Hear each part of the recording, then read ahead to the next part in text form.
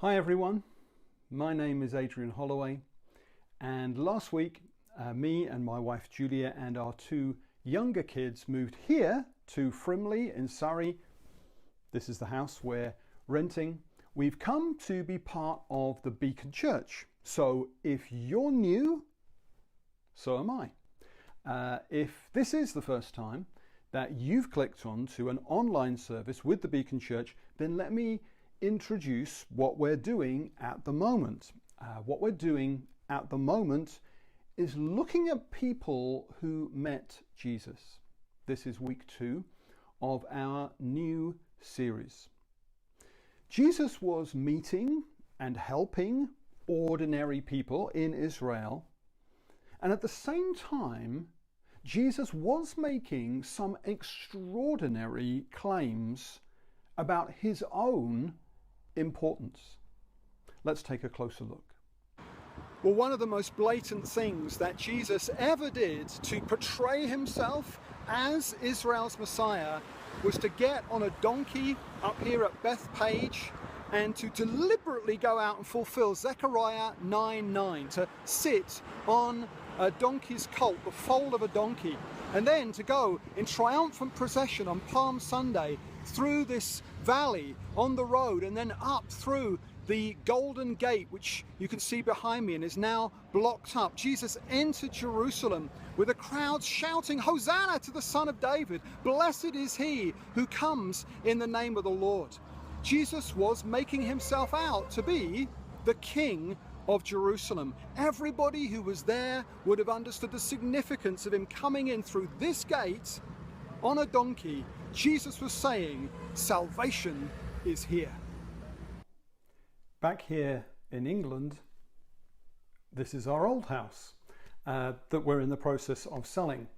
And like I said, this is the second week of our Enjoying Everyday Life series. It's based on John chapter 10, verse 10, where Jesus says that although the thief comes to steal, kill and destroy, Jesus says, "I have come that you may have life and life to the full."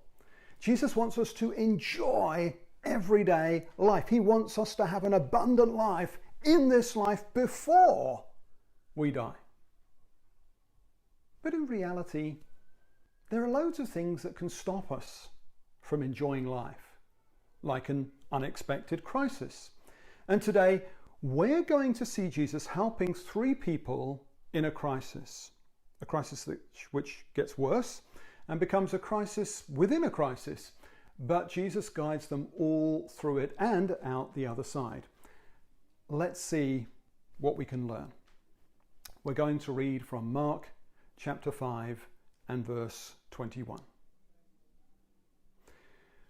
When Jesus had again crossed over by boat to the other side of the lake, a large crowd gathered around him while he was by the lake. Then one of the synagogue leaders named Jairus came, and when he saw Jesus, he fell at his feet. He pleaded earnestly with him, "My little daughter is dying. Please come and put your hands on her so that she will be healed and live." So Jesus went with him. A large crowd followed and pressed around him, and a woman was there who had been subject to bleeding for 12 years. She'd suffered a great deal under the care of many doctors and had spent all she had, yet instead of getting better, she grew worse. When she heard about Jesus, she came up behind him in the crowd and touched his cloak because she thought, "If I just touch his clothes, I will be healed." Immediately, her bleeding stopped and she felt in her body that she was freed from her suffering. At once, Jesus realized that power had gone out from him. He turned around in the crowd and asked, "Who touched my clothes?" "You see the people crowding against you," his disciples answered, "and yet you can ask, 'Who touched me?'" But Jesus kept looking around to see who had done it. Then the woman, knowing what had happened to her, came and fell at his feet and, trembling with fear, told him the whole truth. He said to her, "Daughter, your faith has healed you. Go in peace and be freed from your suffering." While Jesus was still speaking, some people came from the house of Jairus, the synagogue leader. "Your daughter is dead," they said. "Why bother the teacher anymore?" Overhearing what they said, Jesus told him, "Don't be afraid, just believe." He didn't let anyone follow him except Peter, James, and John, the brother of James. When they came to the home of the synagogue leader, Jesus saw a commotion with people crying and wailing loudly. He went in and said to them, "Why all this commotion and wailing? The child isn't dead, but asleep." But they laughed at him. After he put them all out, he took the child's father and mother and the disciples who were with him and went in to where the child was. He took her by the hand and said to her, "Talitha kum," which means, "Little girl, I say to you, get up." Immediately the girl stood up and began to walk around. She was 12 years old. At this they were completely astonished. He gave strict orders not to let anyone know about this and told them to give her something to eat. Our title is How to Cope in a Crisis. And in this passage, we see people who are suddenly facing an unexpected crisis. And they could give us at least 5 pieces of advice. Number 1, when faced with a crisis, go to Jesus. That's what Jairus did. Number 2, even if the crisis has been going on for 12 years, keep a good attitude. That's what this woman did. Number 3, remember that God could have a purpose in delaying the solution to the crisis. That's why Jesus stopped. Number 4, if the crisis becomes unbearable, don't give in to fear, because it's not over till Jesus says it's over. That's what Jairus learned. And number 5, at the peak of the crisis, gather your core team around you, ignore every other distraction. That was Jesus' strategy. Okay, point number 1. When faced with a crisis, go to Jesus. That's what Jairus did. You might be facing a crisis right now. Maybe you've been made redundant. You're responsible for your family, but you suddenly got no income. In this COVID crisis, no one wants the responsibility of closing a business that's existed for years. Maybe you're in a crisis right now. Why take the crisis to Jesus? Well, Jesus faced a crisis where he was carrying the responsibility for the salvation of the entire world on his shoulders. Can you imagine literally billions of souls, all of whom have no possible way of getting to heaven, no possible way into relationship with God, and it's all down to you. It turns out that you have got to carry the sins of the entire world. It's all on you, lugging a wooden cross up a hill. It's all totally dependent on you getting your feet and hands nailed to a crucifix. If you are in a crisis and you turn to Jesus wondering whether he can in any way relate to being under pressure, wondering whether Jesus can in any way relate to carrying a massive, crushing responsibility, the good news is he can. Jesus can relate to it, and he's for you. He went into a crisis for you and came out triumphant for you. He's on your side. He went to the cross for you. Before we go any further, let's take a moment to reflect on that.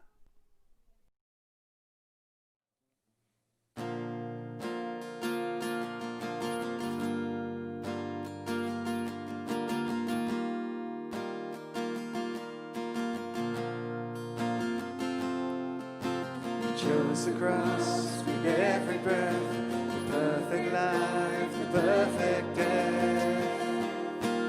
You chose the cross, a crown of thorns you wore for us, a crown of sweet eternal life. You chose the cross, though your soul was overwhelmed with obedient to death, you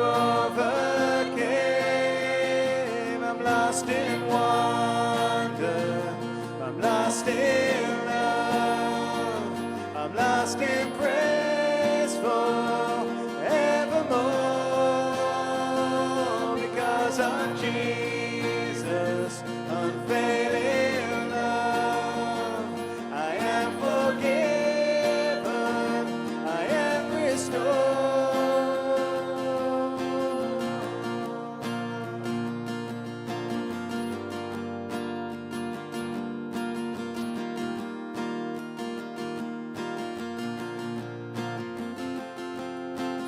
Loose the cords of sinfulness and broke the chains of my disgrace.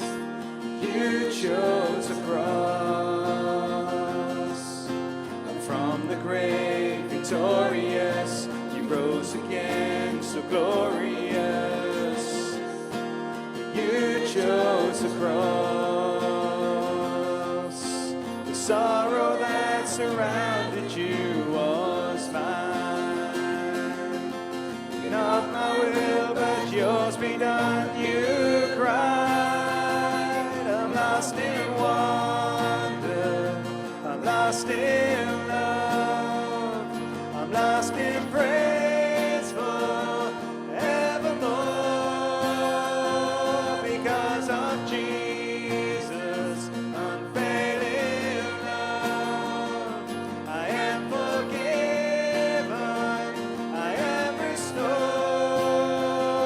I'm lost in wonder, I'm lost in love, I'm lost in praise forevermore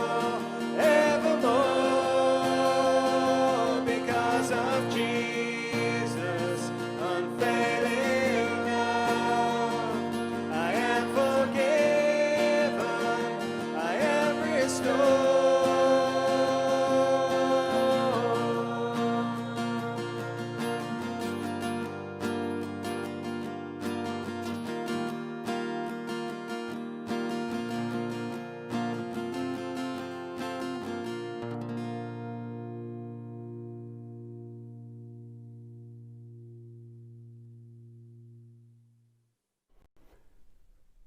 So, in the incident we read about, a synagogue leader called Jairus faced a crisis. His daughter was dying. Jairus took his crisis to Jesus, which turned out to be a great decision, as we'll see. Point number 2.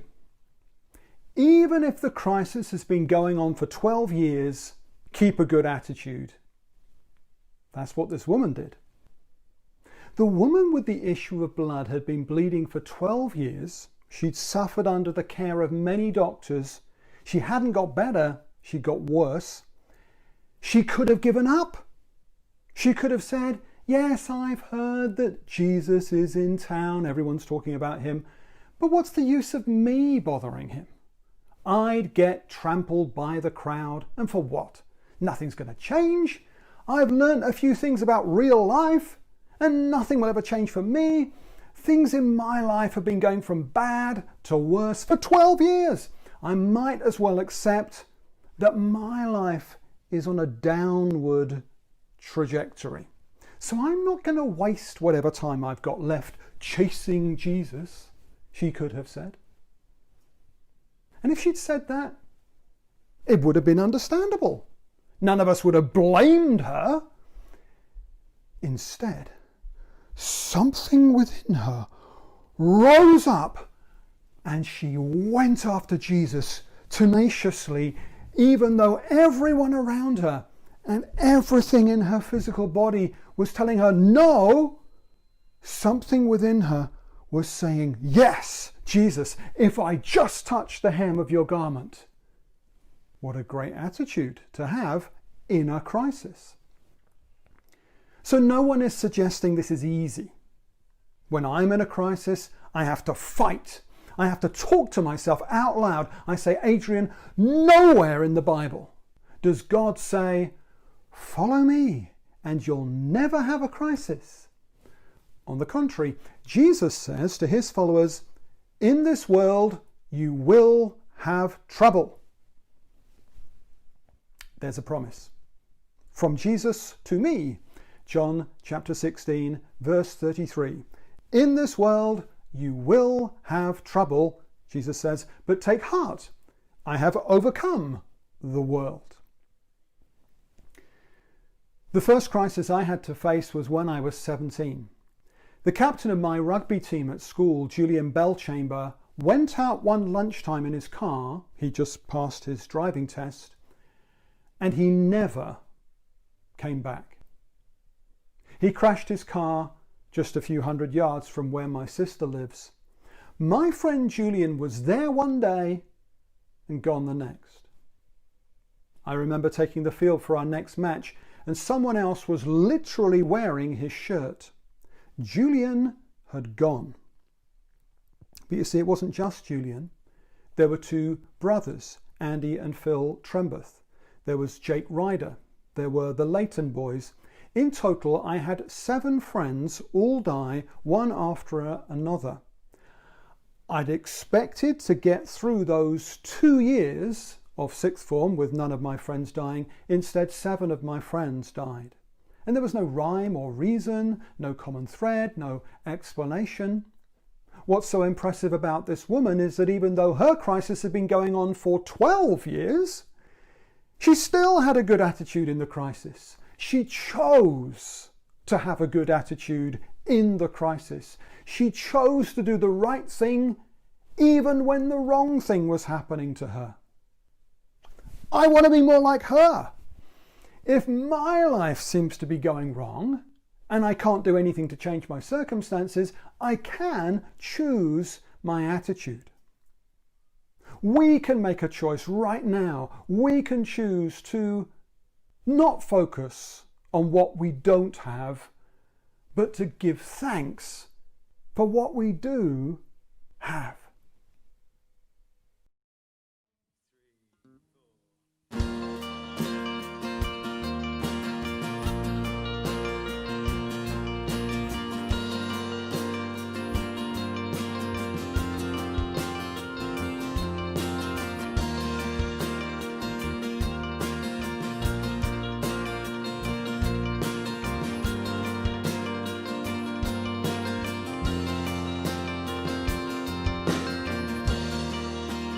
Everyone needs compassion, a love that's never fading. Let mercy fall on me. Everyone needs forgiveness, the kindness of a Savior, the hope of nations.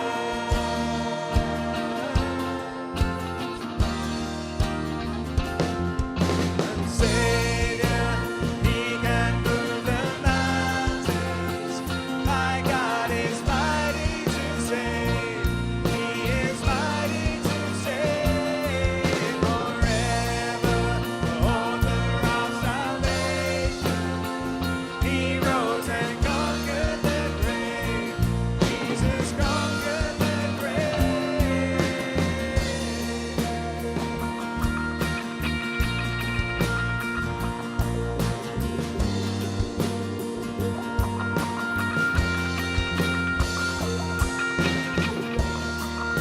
So take me as you find me, all my fears and failures.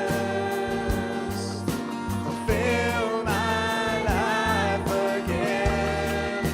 I give my life to follow everything I believe in. Now I surrender.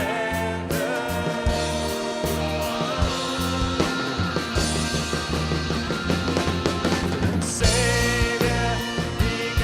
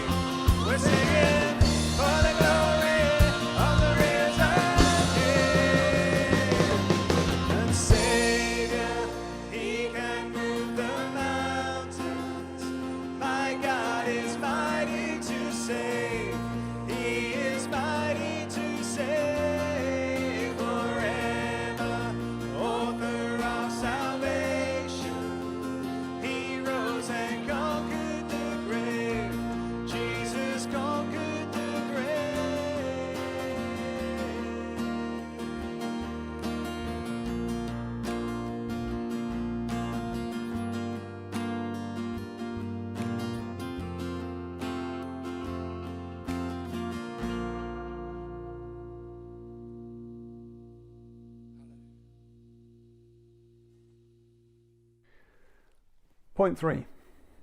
Remember that God could have a purpose in delaying the solution to the crisis. That's why Jesus stopped. Back in verse 21, Jairus comes to Jesus and says, Jesus, my daughter is deathly ill. Will you come? Jesus agrees. Jesus is rushing to save the life of this little girl. Then Jesus stops to have a chat with someone else.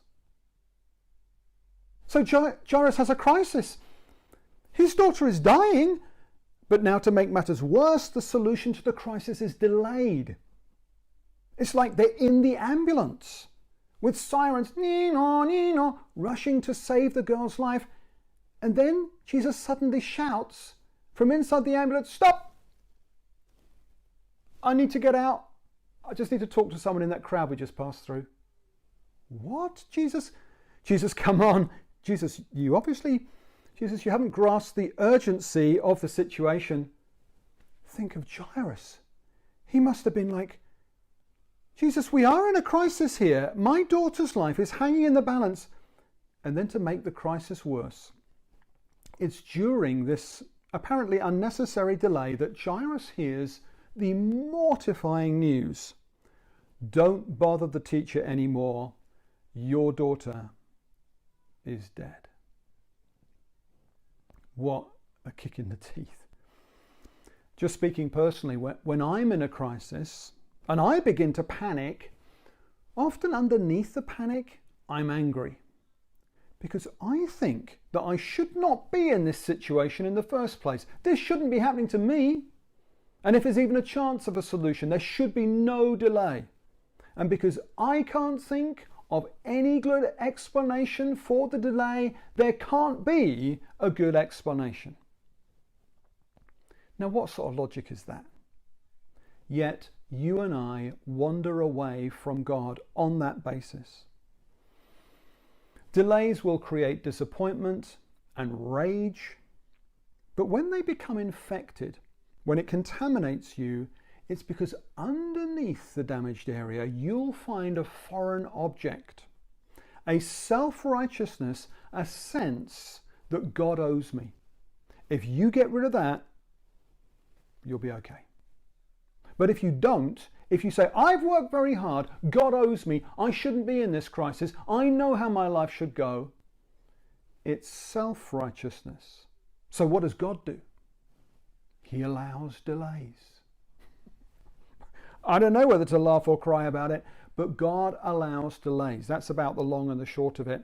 I learnt this and so much else from New York Times best-selling author Tim Keller. You cannot enjoy everyday life if you insist on your timetable.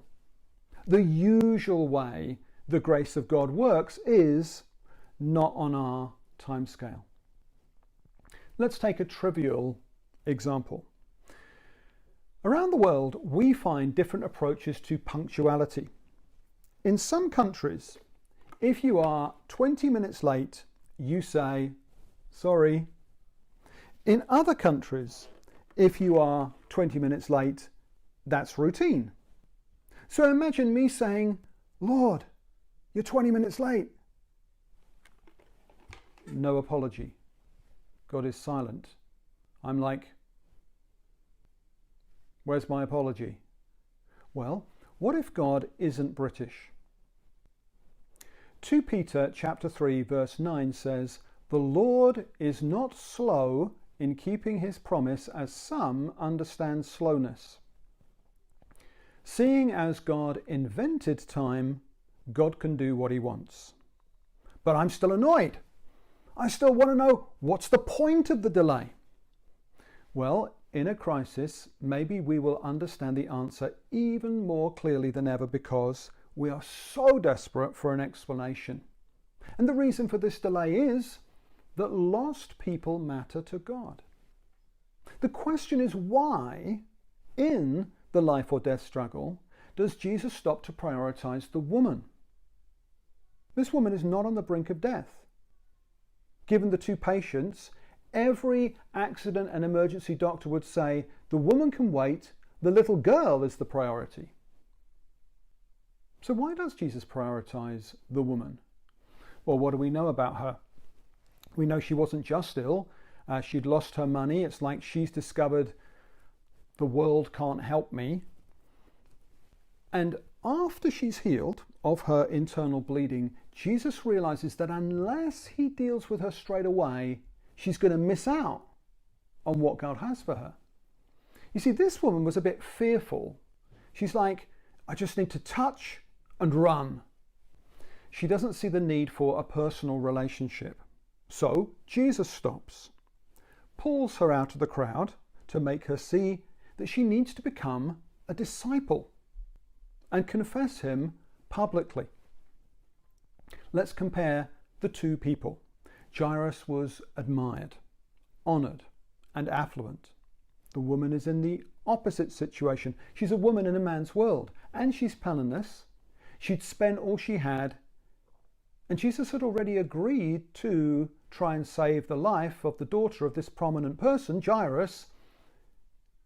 But then Jesus Christ takes time out to speak to the woman, leaving a male leader waiting.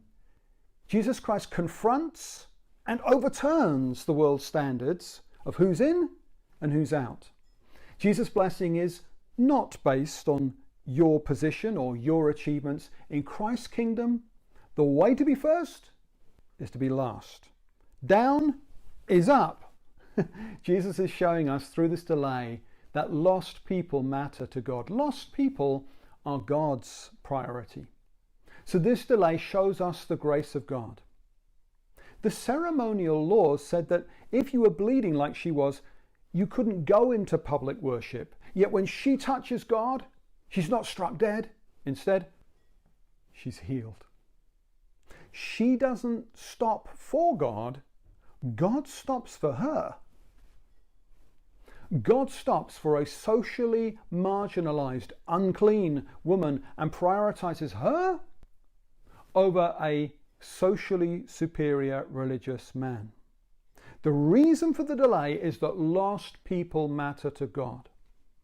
If Jesus had just plowed on and prioritized Jairus, we would know less about his grace.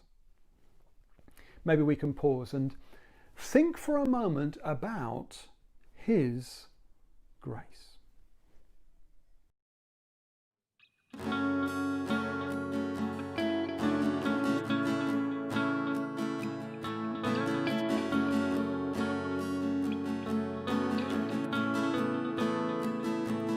All these pieces, broken and scattered, in mercy gathered, mended and whole.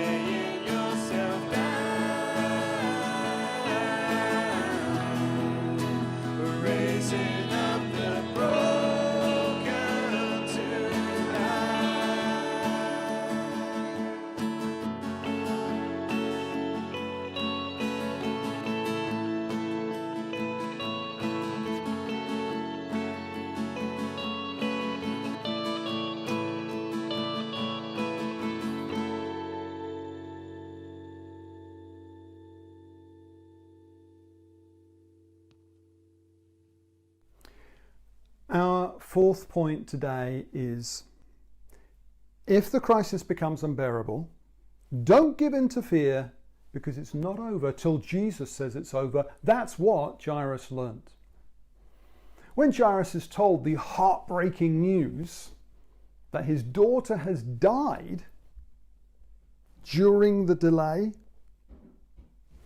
Jairus could have turned to Jesus and said, "You know what, Jesus, forget it. If you hadn't stopped, my daughter would still be alive. I've got no energy for this anymore. Thanks for nothing." Just think of Jairus as he's told, "Your daughter is dead. Don't bother the teacher anymore." Maybe you've been told, "Our relationship is finished," or "You'll never get free of this addiction," or "You'll never get out of debt," or "You'll never amount to anything." And now your worst fears are confirmed. Someone has just said to you, "It's over. Your chance has gone." But Jairus didn't give up on Jesus. You can quit on Jesus, you know. That is an option. Jairus could have done that, but he didn't. He heard what people said when they told him, "Jairus, you're done, you're beaten." But he didn't give in to those words. He didn't receive those words deep down. He hung in there with Jesus, and he got the breakthrough from Jesus that he was looking for. Lastly, point 5. At the peak of the crisis, gather your core team around you. Ignore every other distraction. That was Jesus' strategy. Jesus remained calm. Jesus did brilliantly in the crisis. When it came to the defining moment with Jairus' dead daughter, Jesus' method was reduce the background noise, eliminate the peripherals, everybody's ordered out except his inner circle, Peter, James and John. And just before the miracle, everyone else was laughing at Jesus. Maybe you're believing for a breakthrough and people think you're being ridiculous. You're getting laughed at. Who's your inner circle? Who has God put in your life? You cannot prevent the crisis, but at least you're not alone in the crisis. When the crisis is at its peak, gather your core team around you. Let's look at what happens with Jairus' daughter. When Jesus says Talitha kum, he's saying time to get up. We can see two things about Jesus here. We learn about his authority. People laughed at Jesus because they thought death was the greatest authority. Jesus, you've arrived too late. It's all over. But notice what Jesus doesn't say. As he's getting ready to do the miracle, Jesus doesn't say, "Watch this." Instead, the effortlessness is so authentic. He reaches down into death and pulls her out with no flourish. The words Talitha kum also show his gentleness. Time to get up is like what Jairus might have said to her first thing in the morning. Okay. I don't know where you're at with this. Maybe you're new to all this. You've got loads of questions. You've got no idea what to make of it all. Maybe someone sent you the link to this broadcast, and the only reason you're still watching is because you're in a crisis. It's often in a crisis that people put their trust in Jesus. I find it so interesting that Jesus says, "Don't be afraid." Maybe you're saying, "My sister believes, my brother-in-law believes, but I'm afraid." Jairus was afraid. The woman who'd been bleeding for 12 years was afraid. You can reach out and touch Jesus anyway. Go to him. You say, "Why should I put my trust in Jesus?" Because he has power over death and because he cares for you. How do I know he cares? Because the same hand, Jesus' hand, that reached out to take the hand of this little girl and pull her out of death, that hand had always held the hand of God the Father. Those two hands, the hand of Jesus and the hand of his Father, had never been separated until Jesus chose to go to the cross for you. He chose to let go of his Father's hand so that his hands could be nailed to a wooden cross. And now he's risen from the dead. He's reaching out his hand to take yours. Today he's reaching out his hand to you. He wants to pull you out and into eternal life. You can take hold of his hand right now.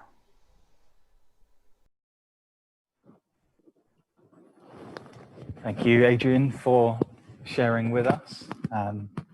So I want to ask you, do you want to take hold of Jesus' hand this morning?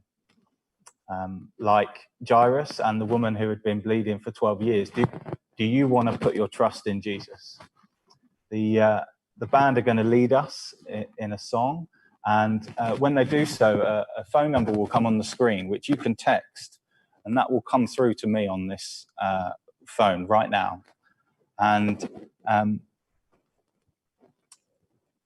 if you want to, for the first time, put your trust in Jesus and reach out and take hold of his hand, then I want to encourage you to message me, and we can have a chat after the service is finished, because Jesus cares for you. We know this because he went to the cross. He died in our place, and he rose again, showing that he defeated sin and death. And therefore, he is for us, and we can have a relationship with him. And so I want to encourage you, if you want to, for the first time, put your trust in Jesus and reach out and take hold of his hand, text me. Read the number on the screen and ping me a message. And I'll look forward to chatting with you. Over to Jules and the band.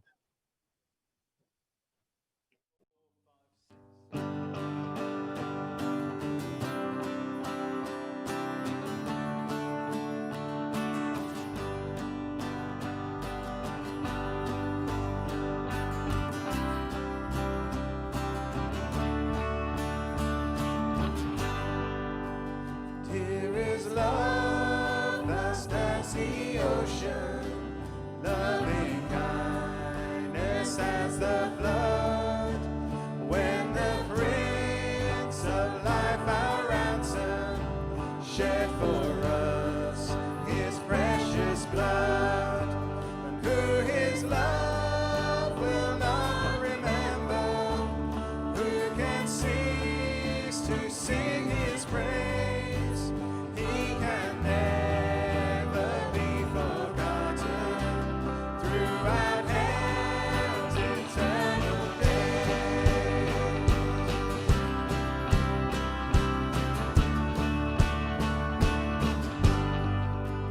On the mount of crucifixion, fountains open deep and wide, through the floodgates of God's mercy flowed a vast and gracious tide.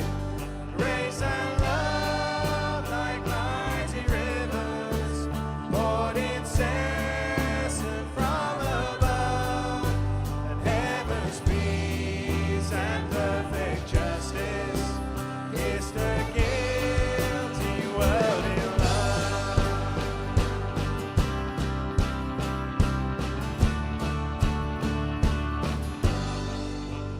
Let me all your love accepting, love you ever all my days. Let me seek your kingdom only, and my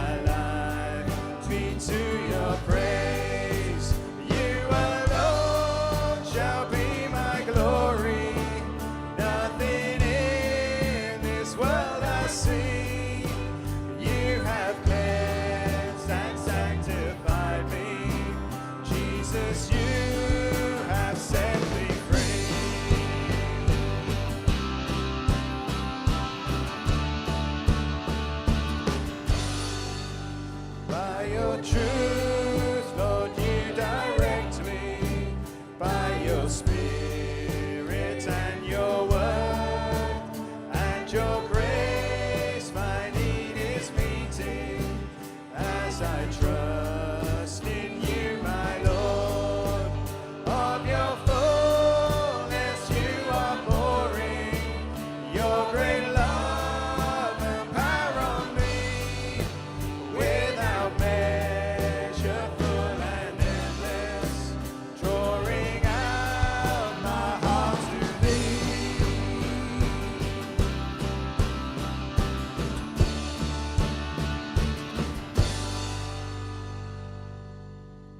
Amen.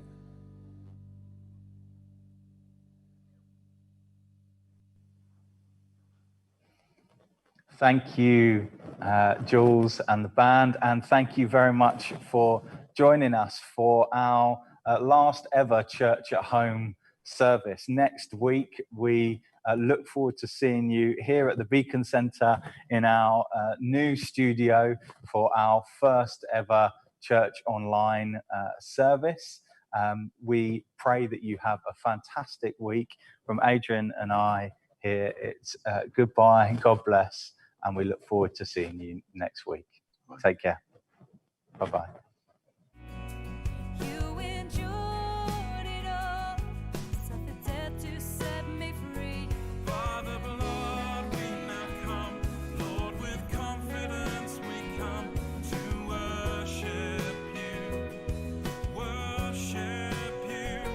By the promise of the Son, through the victory you won, we come to you. Come to you. You have conquered the grave. You're alive today, alive today. Death has now lost its sting. You're the risen King, our risen King. From the grave you rose on high. You have overcome. You shine light into our lives. I fix my gaze upon your throne. You have called